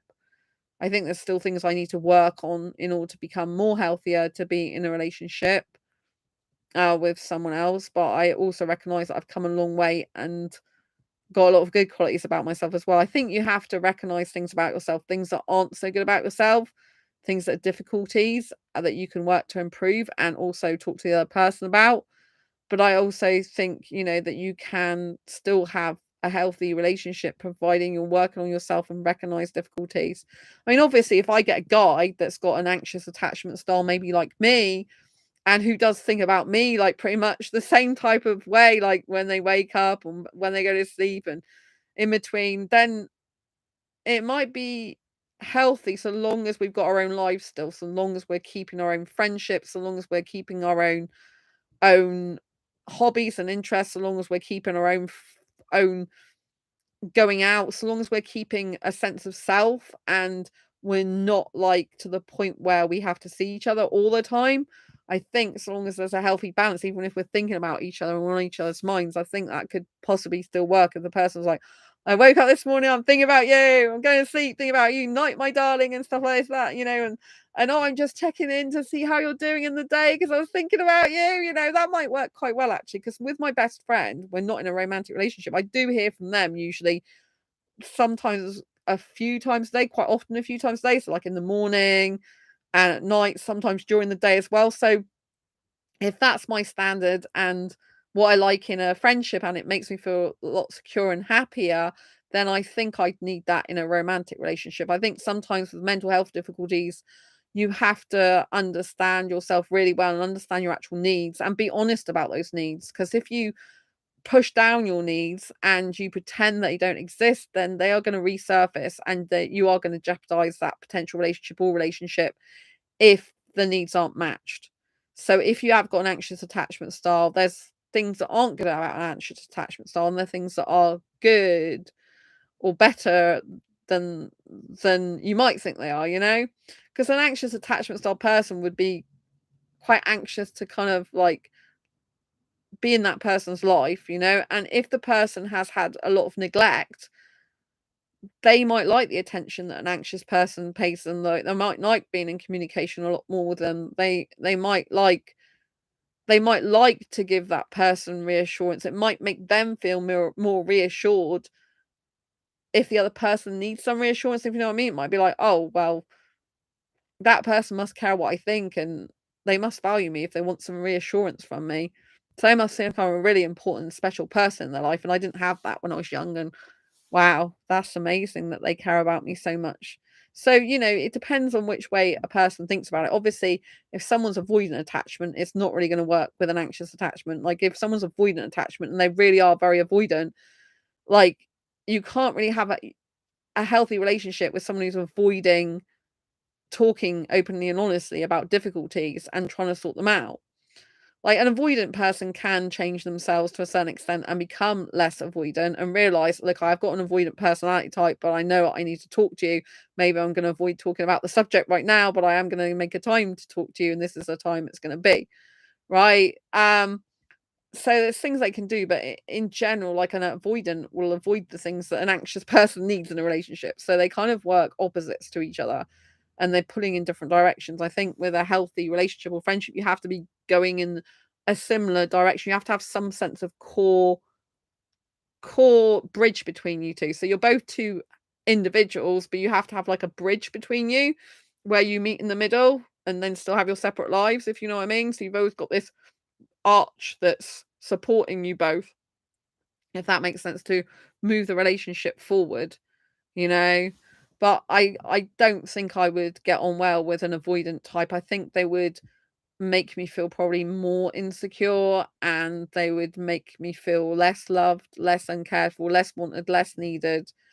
And I don't think it'd be healthy for me to be with an avoidant. However, I do know some avoidants that have changed themselves a lot to become much more healthier, and to recognize they have avoidance and that they've got to like face their feelings, face their fears more and deal with them. And I think if an avoidant person admits they're avoidant and is working on becoming less avoidant and becoming more securely attached to someone, realizing and recognizing that actually being in a relationship with someone is a blessing to them, and actually that the love that they didn't get, the avoidance, the pushing away that they had as a child, they're not being pushed away. They're actually having someone who wants them close to them. If they recognize that as a good thing and they can turn around and see their blind spots, if you know what I mean, see that as a healthy thing and a good thing, I think then there may be a relationship could be fostered between these two people. You know, if an anxious realizes that okay, they just need their personal space a bit more, some avoidance, but if the avoidant doesn't make them feel like they're pushing them away, but just feel like they need a bit more space, that might be okay if the anxious person realizes that people may need a bit more space than them, you know? So there are ways around it, but if someone's like, I'm really avoidant, I don't want to talk about relationship difficulties, I don't want to deal with my feelings, I'd rather repress and suppress them. I'm not going to tell you that, but I'm just not going to deal with them because it's not manly or whatever. Then I don't think that would work. I think the avoidant person would feel really insecure in that type of relationship. They feel pushed away. They feel not appreciated. They'd feel like not like just not good, right? So you have to know that there's different attachment styles as well as different mental health difficulties, and often they play a role together, and they interact with each other, and so you have to deal with the whole person, you know, not just their mental health difficulties, but their personality types and their communication styles. This all plays into effect with relationships and friendships. You know, I'm talking about a little bit about attachment styles in my Asexual Guide to Sex book, as well as introverted, extroverted personality types and difficulties, some of the difficulties in a relationship. It's not a full relationship book, but it's got some stuff, a lot of helpful stuff about relationships in the book, which I'm still working on the edits. But at the moment, I've got a lot going on because I got to prepare my talk for Oxford. I've got Asexual Guide to Sex Edits to finish. I did a little bit of work on that earlier. I've got a book diary I'm working on, which that's just come about. And I also started a book for my Asexualise Academy club, which I haven't done any more work on that yet. And so I've got a lot going on. But the Oxford talk's really important. I've got to prepare for that, and I've got to do some PowerPoint stuff. I don't usually use PowerPoint, so I've only used it once. I don't know what the hell I'm doing really, in terms of making the slides look good. I've only got to put a little bit of text on them. I'm digressing now. Anyway, I hope you found this video useful, helpful, insightful. If you have in any way, please pop a thumbs up. It would be really good because I'd like to get more eyeballs on this video. I think it will help a lot of people. I think if people really listen to it and take it on board and understand how their patterns of childhood trauma and behavior are running their relationships now, are ruining their relationships now, and what they can do about it to form more healthier relationships, what they can recognize with themselves to stop the abandonment cycle. So I think if you only came partway through this video, please watch it all the way through again. And like I said, thumbs up, share this one with anyone you think may benefit from it. Don't forget to subscribe to this channel if you haven't already. This is where I help with love, life, confidence, dating, relationships, if you're asexual, and also people who are not asexual watch this channel as well, of course. So whatever sexual orientation you are, I hope I've helped you in your life with this video. Please take it on board. Don't just look at it as oh, that was a nice video and do nothing about it, because changing your life requires action taking, and it requires you to take information in, process it, and action it out. Nothing happens without action in your life. So go in a good direction for yourself. Be the person you're born to be. Love yourself, work on yourself, and be happy. Subscribe and hit that bell icon so you never miss an episode. Grab my books on Amazon. This is great for mindset, fibromyalgia, self-help handbook, even if you don't have fibromyalgia, because it tells you how to get rid of pain in 25 aspects of your life. It's basically a personal development, self-development book in disguise. So go and grab a copy of that and asexual perspectives. If you're new to asexuality, don't understand the spectrum, you don't understand the differences between sexual attraction, sexual desire, arousal, all that type of thing, and you want to hear what it's like to be asexual in real life context, go and grab that book. These are books on Amazon. This is a bestseller now. And thank you for your time. Lots of love. Stay ace. Take care. I'll see you soon.